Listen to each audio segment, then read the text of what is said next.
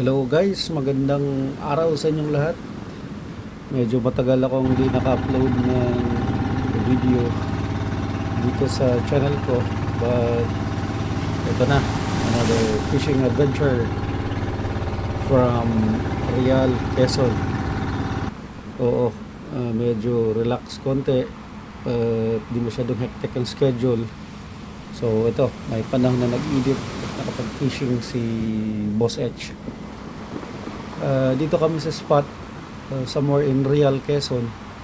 Ang spot namin is nasa 1 oras from Real proper. Ang dito, pagpalabas papuntang spot ay dumadaan kami sa ilog. Kaya kung high tide, okay lang. Pero kung low tide, talagang hihintayin mo ulit ang high tide. Kasi mahirap lumabas, especially kung ang bangka mo ay malaki. Sasayad ka talaga sa palabas dito sa ilog. So usually lumalabas ako dito sa papuntang spot nasa umaga na, nasa around 7 to 8 in the morning. Kasi hindi ko masyadong experience ng sibad dito. Ang fish on ko ay early morning.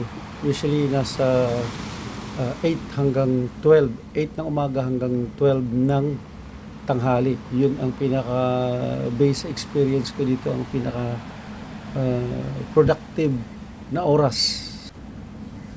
Ang spot dito,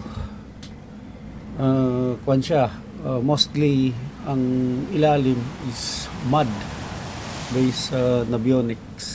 Makikita mo sa mga contours is mud ang bottom dito.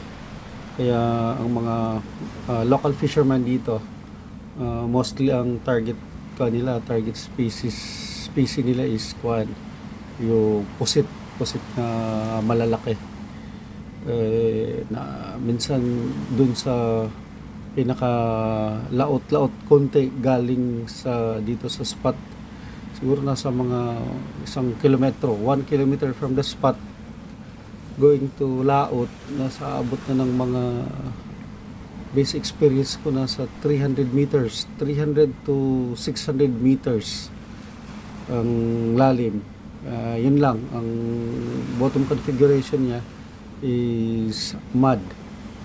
So ang ano dito, ang mostly sa catch namin sa jigging is yung red snapper, sometimes amberjack, yung tawag yung lapu-lapu or grouper. Ang sa trolling naman, ang kadalasang nahuhuli dito ay yung tangigi, barakuda, at saka mahi-mahi. Di talaga nawawala yan dito. At kung sortehin ka naman, talagang blue marlin ang sailfish, blue marlin ang may uwi mo. Ang jigging spot na inikot-ikutan ko dito sa kuhan is nasa nasa 500 meters from the shoreline. 500 meters to hindi umabot ng 1 kilometro from the shoreline. So talaga malapit lang, kayang sagwanin, kayang gamit ka lang ng kuan, yung hindi dimaki ng bangka, kahit yung kuan lang, kayak pwede. Ang ano lang dito, ayoko lang na nagsasagwan o kaya nagkakayak, kasi from time to time biglang lumalaki yung alon at nakakatakot. Sa bagay, di pa ako ganun ka-experience regarding magsusolo sa kuan, magsusolo na gamit ang bangkang kuan, disagwan. Kaya all of the time, basta pupunta ako dito sa fishing spot ko, ay talagang motorized bangka yung gamit namin.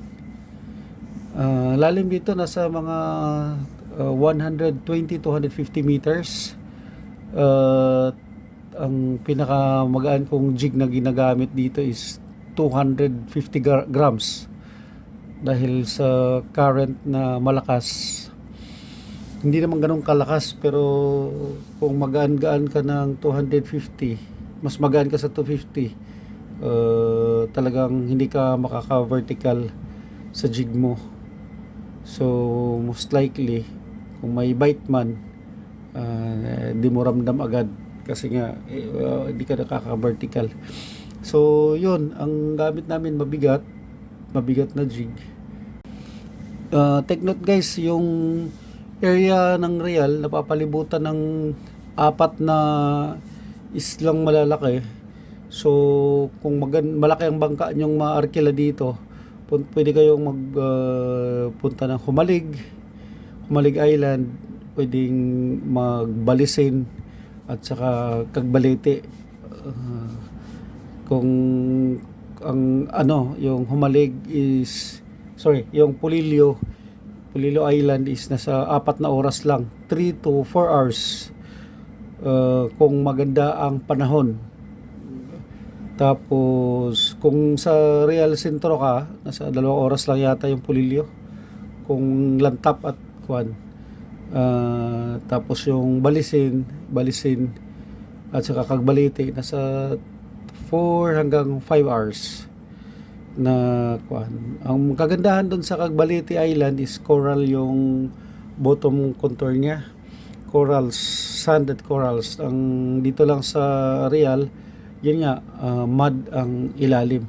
Kaya hindi naman sa kuan, iba ang mga isda doon sa corals kumpara mo dito sa mud bottom.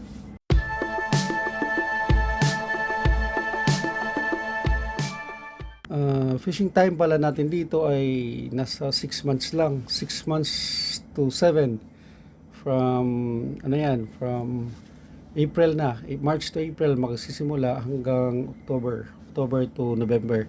Depende yan sa pagpasok ng amihan. Depende rin sa laki ng bangka, pero kadalasan dito basta nasa bandang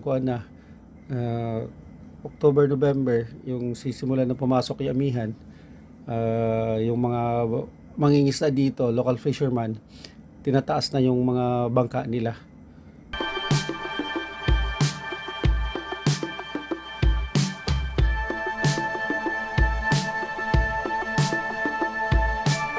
Salamat sa panunood guys sa video ko.